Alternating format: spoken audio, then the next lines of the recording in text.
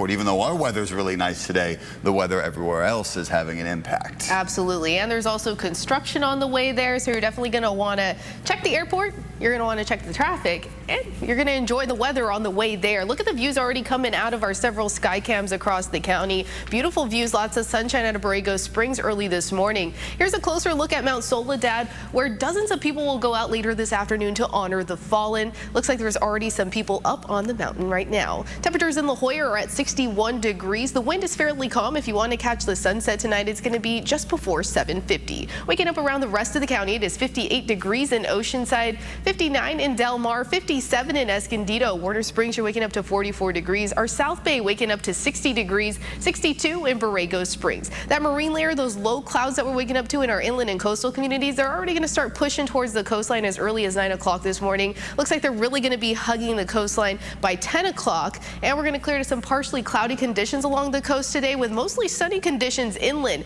We are going to be in the mid to upper 60s along our coastline. A high of 71 expected in Oceanside, 70s for our inland neighborhoods, a high of 76 in El Cajon, 74 in Alpine, triple digits for our deserts, and we're going to remain there over the next 7 days. Wind speeds sitting fairly calm across the county right now. They're sitting at 7 miles per hour in Julian, though. Gusts at 18 miles per hour in Ocotillo Wells. By this afternoon, they will pick up to about 30 miles per hour in Julian and in our desert communities. So if you're driving there, give yourself some extra drive time. Make sure that you secure objects to your vehicle if you have anything hanging off of them.